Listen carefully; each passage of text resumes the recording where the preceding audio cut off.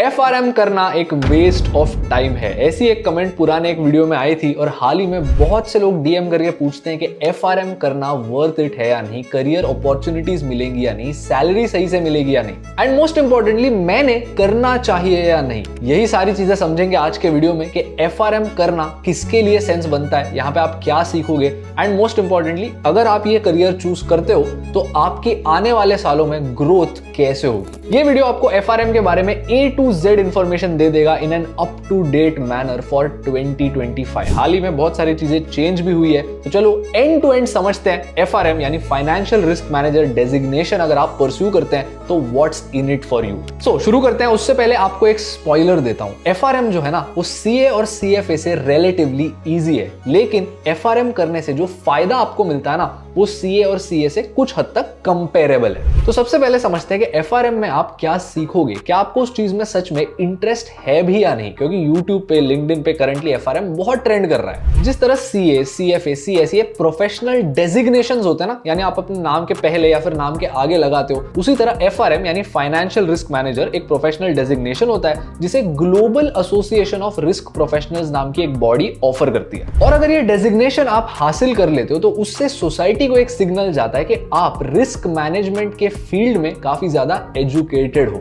अब आपको एक और आयरनी बताता हूं, मैक्सिमम जो लोग होते हैं ना उनको पता भी नहीं कि रिस्क एग्जैक्टली क्या होती है। हम जब रिस्क सुनते हैं ना हमको सिर्फ स्टॉक मार्केट दिमाग में आता है, और अगर आप सिर्फ इस माइंडसेट से FRM करने जाते हो तो आपको एक तगड़ा वाला सरप्राइज मिलेगा। क्योंकि रिस्क माने क्या होता है? रिस्क मतलब आपके ऑब्जेक्टिव्स को ना मीट कर पाने का चांस। आप स्टॉक मार्केट में इन्वेस्ट करते हो सोच करके यार मुझे मिनिमम 5% का रिटर्न मिल जाएगा, लेकिन स्टॉक मार्केट क्रैश भी करता है ना कभी कभी, तो -30% भी हो सकता है। ये जो चांस होता है ना गिरने का, इसको हम बोलते हैं रिस्क। और रिस्क सिर्फ आपको स्टॉक मार्केट के फील्ड में नहीं मिलेगी। आप बोलते हो कि मुझे ना एक फैक्ट्री एस्टैब्लिश करनी है और आप कर भी देते हो, क्या चांस है कि उस फैक्ट्री में आग नहीं लगेगी? आप अपने दोस्त को बोलते हो कि हाँ भाई डन, मैं तुझे डिनर के लिए 8 बजे रेस्टोरेंट पर मिलूंगा, क्या चांस है कि आपकी गाड़ी रेस्टोरेंट को जाते समय क्रैश नहीं करेगी? अब आपने जो फैक्ट्री शुरू की गई है उस पर आपने लिया है फायर इंश्योरेंस, आपकी जो गाड़ी है उस पर आपने लिया है मोटर इंश्योरेंस, क्या चांस है कि आप इस इंश्योरेंस पॉलिसी को क्लेम नहीं करोगे और इंश्योरेंस पॉलिसी का फायदा होगा? या फिर मोर स्पेसिफिकली क्या चांस है कि उस इंश्योरेंस कंपनी के लिए आपके पिन कोड में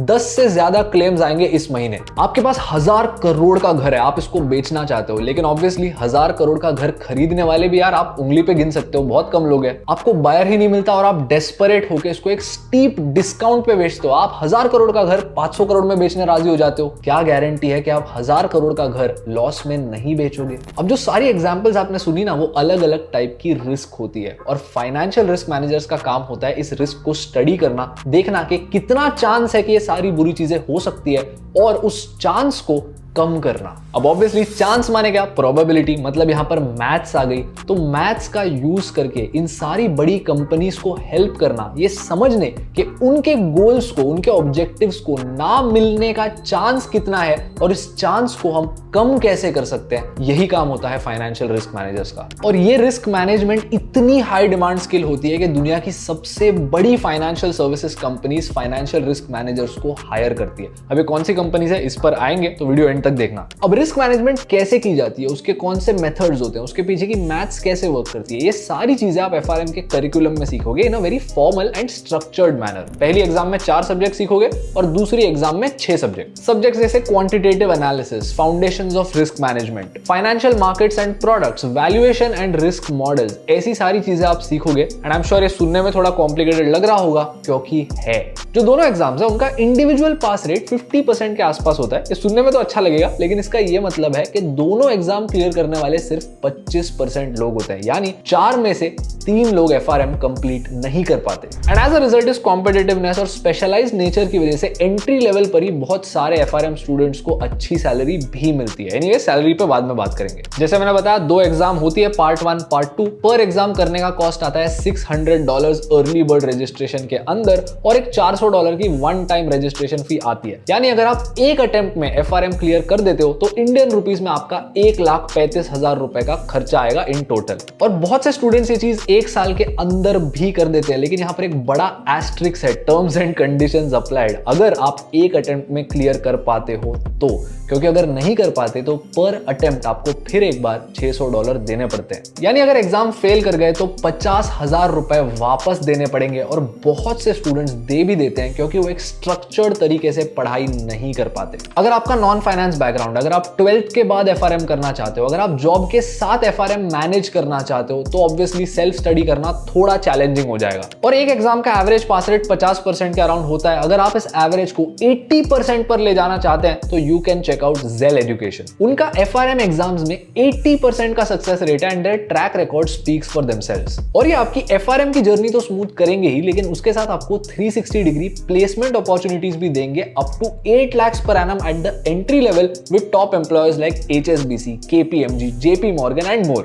and the best part is यहाँ पे आपको एनालिस्ट प्रेप के स्टडी मटेरियल्स जो 50,000 रुपए के होते हैं ये फ्री में दिए जाते हैं। अब एनालिस्ट प्रेप क्या है? जो GARP है, जो FRM के एग्जाम्स कंडक्ट करते हैं, उनका एक अप्रूव्ड प्रेप प्रोवाइडर है। तो आप अपने टाइम कमिटमेंट के हिसाब से Zell के साथ एक फाइनेंशियल रिस्क मैनेजर बन सकते हैं और अपनी एग्जाम्स एक साल के अंदर सही गाइडेंस के साथ क्लियर कर सकते हैं। एक फ्री 1-on-1 FRM काउंसलिंग के लिए डिस्क्रिप्शन में दिए गए लिंक को क्लिक करना। अब आते हैं FRM के करियर प्रोस्पेक्ट्स पर। इन एग्जाम्स पर इतना खर्चा करने के बाद आपको रिटर्न ऑन इन्वेस्टमेंट मिलेगी या नहीं? आप कहां काम करोगे, क्या काम करोगे एंड मोर इंपॉर्टेंटली कितनी सैलरी कमाओगे? FRMs के एम्प्लॉयर्स को देखा जाए तो मैक्सिमम यहां पर आपको banks, insurance companies, accounting firms, investment banks दिखेंगी। लेकिन इसके अलावा बाकी जो कंपनीज है जो जनरल ऑपरेशंस में इन्वॉल्व है वो भी FRMs को हायर करते हैं। फाइनेंशियल सर्विसेज मैक्सिमम हायर इसलिए करते हैं क्योंकि जो रिस्क मैनेजमेंट का फोकस होता है वो यहां पर होता है। आपको एग्जांपल देता हूं, बैंक्स जो होती है उनके लिए सबसे बड़ी रिस्क क्या है? Credit risk. क्रेडिट रिस्क माने वो रिस्क कि हमने किसी इंसान को पैसे उधार तो दे दिए लेकिन उस बंदे ने हमको वापस ही नहीं दिए। अब बैंक्स के केस में एक और यूनिक रिस्क होती है, वो है लायबिलिटी एसेट ड्यूरेशन मिसमैच। यानी मान लो बैंक के बहुत सारे कस्टमर्स जो है